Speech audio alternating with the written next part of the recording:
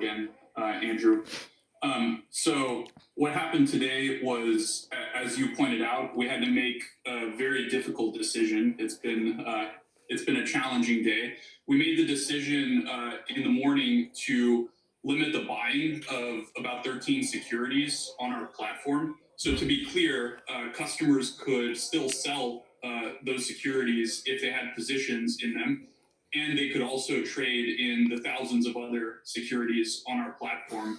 So it was a difficult decision, and that's what we had to do as part of normal operations. But explain then, why did you do this?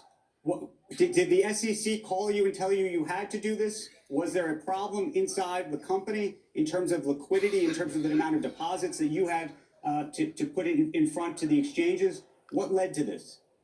Sure, and let me explain exactly how this works. First of all, I want to address some of the misinformation that's been out there, because there's a lot of it.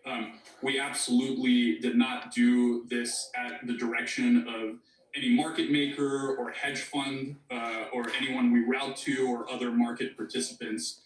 The reason we did it was because Robinhood is a brokerage firm.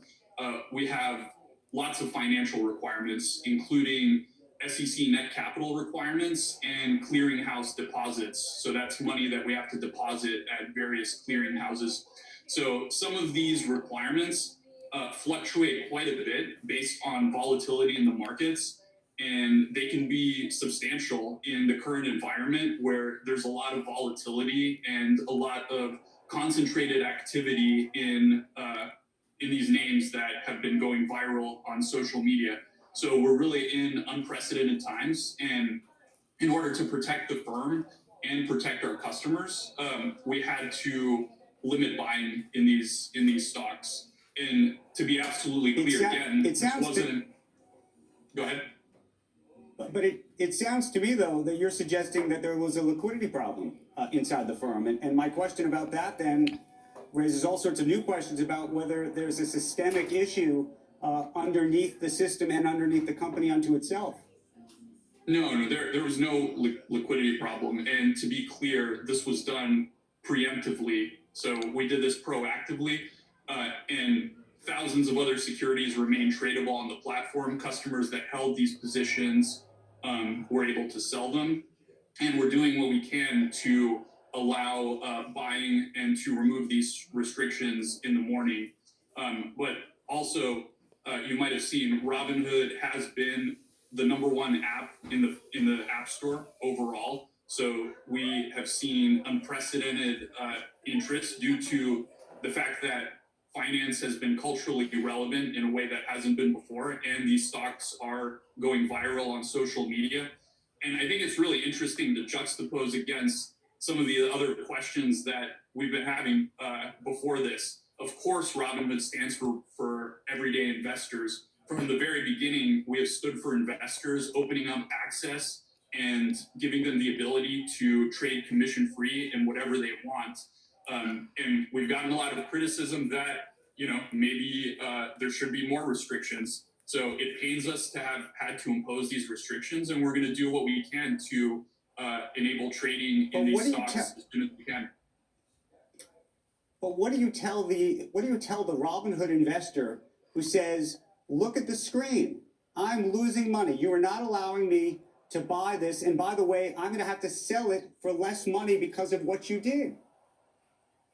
Well, to be clear, we're not allowing people to buy it, but they can sell positions that they have. And, I feel a little bit, I know how Clorox and Lysol felt in the pandemic when they were running out of hand sanitizer and supplies. We just haven't seen this level of concentrated interest market-wide in a small number of names before. So we understand our customers are upset. We're doing what we can to re-enable buying in these names, and we stand with our customers. We stand for the everyday investor, and we do believe that you should be able to buy and sell the stocks that you want to, subject to all requirements. And that's what we're working day in and day out to make possible. What do you say to the customer who says, look, maybe I shouldn't be on Robinhood anymore? If they're going to shut me out right when I need to be on the service, maybe I should go to an alternative service. Look, we realize customers are upset with this. It was not an easy decision. Ultimately, the team made the correct decision here. So what we can do is move forward, focus on giving customers the most stable and reliable platform going forward. And we've invested a lot in that, and we've actually seen some great progress and taking all the steps we can to make sure customers can buy the securities that they want to buy without restrictions in the future. When you look at the trading in these stocks over the past several days, do you think they're divorced from reality? Are you concerned that the investors that are involved in this are doing these things for reasons that they fully understand and they fully understand the risks involved? Look, I'm obviously a big believer in more education. I want to make sure that we give customers all the tools and educational resources that we could possibly give them. This is really about access, and access is something I've been super strong about from the very beginning in the face of a lot of criticism and questions about whether we should be granting people access in the first place. So yes, I think people need to be informed. They need to be educated. We do want to give them the ability to do that. But I also believe that access is a very powerful thing. The more individual investors have access to the markets, the better off we will be. And we're going to work tirelessly day in and day out to make sure customers have that access. It's in the name. It's everything we stand for. Vlad, can you walk us? Let me bring Melissa in. Yeah, Andrew, thank you. And Vlad, thanks for being on CNBC. Can you walk us through the moment in which you realized that you needed to do this in order to have the capital? I mean, you drew on credit lines. We've confirmed that, and you can confirm that to us directly. At what point did you say, the options volume is just crazy, the stock volume is crazy, and we need to do this? It sounds like something you should have been able to figure out prior to today.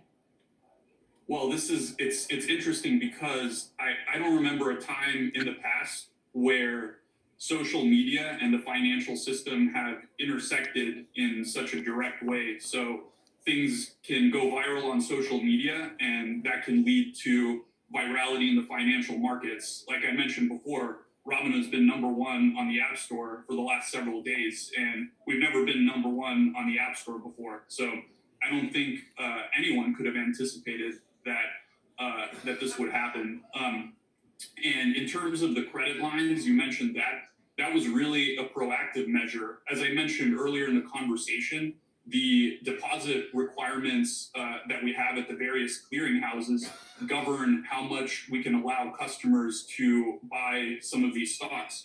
So obviously, in line with our mission and what we want to do, we want to put ourselves in a position to allow our customers to be as unrestricted as possible in accordance with the requirements and the regulations. So we pulled those credit lines so that we could maximize within reason the funds we have to deposit at the clearinghouses.